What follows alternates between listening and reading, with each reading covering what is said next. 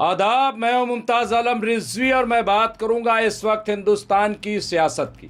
जी हां, बंगाल में चुनाव होने हैं और बीजेपी किसी भी हालत में बंगाल को जीतना चाहती है। जिस तरह से पार्लियामेंट में वोमेन बिल को लेकर के मोदी सरकार की किरकिरी हुई है। जी हां, भाजपा की किरकिरी हुई क्योंकि बिल गिर गया, बिल पास नहीं हो सका और कल इसी को लेकर के वजीर आजम नरेंद्र मोदी ने कौम के नाम पैगाम दिया है। अब उसको लेकर के बड़े सवाल खड़े हो गए। कल मैं एक टीवी चैनल पर था और वहां मुझसे सवाल किया गया कि आप क्या तवक्को करते हैं, आप क्या चाहते हैं कि वजीर आजम अपने खिताब में क्या ऐलान करें। जाहिर सी बात है, वो स्क्रिप्टेड था, पहले से लिखी हुई तहरीर थी। अगर हमने एक घंटे पहले कोई मशवरा दिया है तो उसमें शामिल नहीं हो सकता। लेकिन मैंने कहा था कि अगर वजीर आजम वाकई वोमेन बिल या औरतों को उनका हिस्सा देना चाहते हैं तो ये बड़ा अच्छा मौका है कि वो अपोजिशन को पटखनी खिला दें, अपोजिशन को ध्वस्त कर दें। कैसे? मैंने उन्हें मशवरा दिया था कि आप अपनी मौजूदा सरकार में, मौजूदा कैबिनेट में 33% औरतों को जगह दे दीजिए। अभी वहां पे महज 10% औरतें मौजूद हैं। 2 कैबिनेट और 5 स्टेट मिनिस्टर ही हैं, तो कम से कम 33% हिंदुस्तानी औरतों को बीजेपी को चाहिए, मोदी जी को चाहिए कि वो अपनी कैबिनेट में जगह दे दें। ये इतना बड़ा जवाब होगा कि जिससे अपोजिशन धराशायी हो जाएगा। लेकिन जब कल कौम के नाम खिताब किया वजीर आजम नरेंद्र मोदी ने, तो उसमें कुछ भी नहीं। लोग कह रहे हैं, तजिया निगार कह रहे हैं, एक्सपर्ट कह रहे हैं कि खोदा पहाड़ निकली चुईया। ये भी सवाल उठा रहे हैं कि आखिर ये किस तरह कौम के नाम खिताब था। ये तो चुनावी भाषण था। ऐसा लग रहा है कि जैसे बंगाल चुनाव को सामने रख करके मोदी जी खिताब कर रहे थे। तो फिर ये कौम के नाम खिताब कैसे हुआ? और क्यों वो इल्जाम लगा रहे हैं अपोजिशन को कि अपोजिशन ने ये बिल पास नहीं होने दिया, औरतों का हक मार रहे हैं। कल मैंने देखा कि बीजेपी की जो औरतें हैं वो राहुल गांधी के घर का घेराव कर रही, राहुल गांधी पे इल्जाम आयद कर रही। मैं कांग्रेस को दूध का धुला नहीं मानता, मैं कांग्रेस को कोई व्हाइट पेपर जारी नहीं कर रहा हूं, क्लीन चिट नहीं दे रहा हूं। लेकिन सवाल इस वक्त बीजेपी का है। बीजेपी जो 11 साल से 12 साल से हिंदुस्तान पे रूल कर रही है, उसने औरतों के लिए क्या किया? ये बड़ा सवाल है।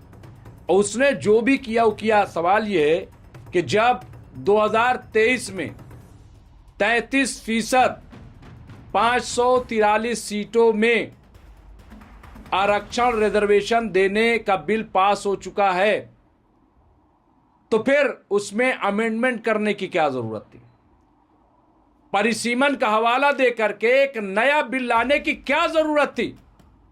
सबसे पहले आप 543 सीटें जो मौजूदा सीट है उसमें आप दे देते 33% रिजर्वेशन, क्योंकि ये तो इत्तेफाक राय से बिल पास हुआ था। और आज भी अपोजिशन ये बात कह रहा है मोदी जी, जो 2023 में बिल औरतों के लिए पास हुआ था आप उसे लागू कर दीजिए, हम सब आपके साथ हैं, आप नया ड्रामा क्यों कर रहे हैं?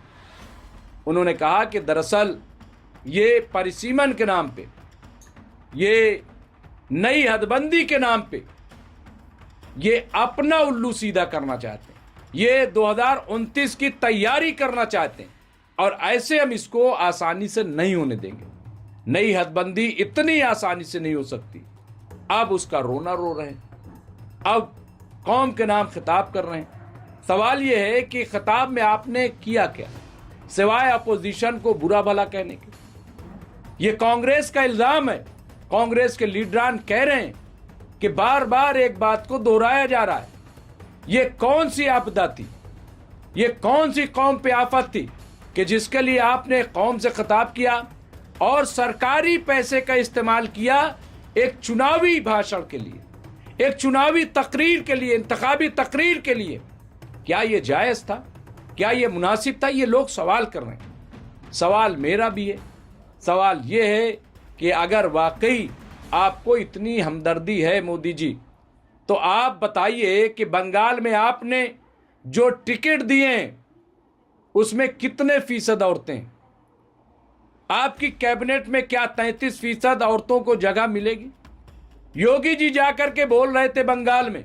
मैं उत्तर प्रदेश के वजीर आला योगी जी से पूछना चाहता हूं, क्या 2027 के चुनाव में 33% औरतों को आप टिकट देने जा रहे हैं? देंगे क्या? क्या 2029 में जो लोकसभा का चुनाव होगा, क्या उसमें 33% औरतों को बीजेपी उम्मीदवार बनाएगी? फिर बड़ा इंपॉर्टेंट सवाल उठाया जा रहा है बीजेपी के लिए कि आप ये बताइए कि आज तक बीजेपी की कोई महिला जो है वो बीजेपी की प्रेसिडेंट क्यों नहीं बन सकी? ये सवाल तो इंपॉर्टेंट है ना, ये सवाल तो अहम है। क्या इसका जवाब बीजेपी के पास है? नहीं होगा। आरएसएस के लिए उठाया जा रहा है कि क्या आरएसएस में कोई अब तक आरएसएस का चीफ औरत बनी है? सवाल यह है कि आरएसएस में तो औरत ही नहीं। ये इस तरह के सवाल है जिसका जवाब शायद बीजेपी के पास ना हो, लेकिन ढिढोरा पीटा जा रहा है। आज गैस की कीमत बढ़ गई, औरतें परेशान हैं, घर में चूल्हा कैसे जले? आप जाकर के देखिए, फिर लोग लकड़ी पे आ गए, कंडे पे आ गए। औरतें जिन्हें आपने गैस सिलेंडर दिया था, वो 2-2, 3-3 दिन लाइन लगा के खड़ी हुई हैं औरतें, उन्हें गैस के सिलेंडर नहीं मिल रहे। लेकिन क्या बीजेपी की जो महिला कार्यकर्ता हैं, क्या वो सड़क पे उतरी?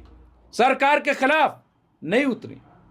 क्या जो हिंदुस्तान की परेशान औरतें, क्या उनके हक में कोई आवाज इन औरतों ने उठाया? नहीं उठाया। क्यों? क्योंकि सरकार के खिलाफ कैसे बोले? अपोजिशन के खिलाफ जरूर आवाज उठाई। ये पहली ऐसी सरकार मुझे नजर आ रही है जो अपोजिशन के खिलाफ प्रोटेस्ट कर रही है। वरना होता तो यह है कि अपोजिशन रूलिंग पार्टी के खिलाफ प्रोटेस्ट करती है, लेकिन पार्लियामेंट में आप देखिए उल्टा हो रहा है, सड़क पे देखिए उल्टा हो रहा है। ये बिल्कुल वैसे ही है जैसे अरविंद केजरीवाल करते थे, सरकार में भी रहते थे और प्रोटेस्ट भी करते थे। ये होता था।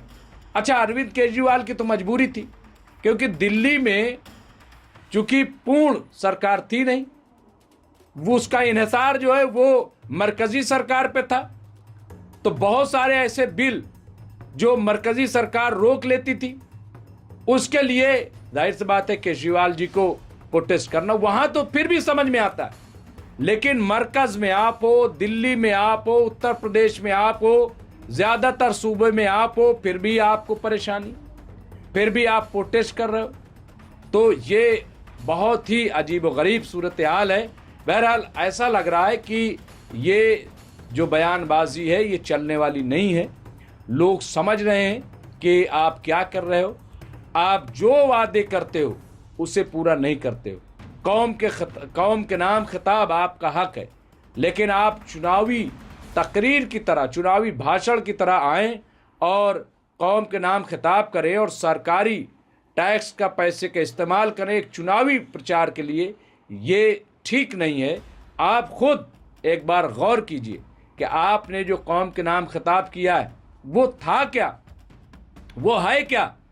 अगर आप आते और आने के बाद ये कहते कि भले ही कानून पास नहीं हुआ, लेकिन हम अपनी कैबिनेट में 33% महिलाओं को आज जगह देने के ऐलान करते हैं, तो वाकई ये लगता कि आपने बड़ा काम किया। आज आप ऐलान करते कि बीजेपी 33% खवातीन को आज के बाद से अपना उम्मीदवार बनाएगी, तो समझ में आता कि आपने बड़ा काम किया, अपोजिशन को जवाब दिया।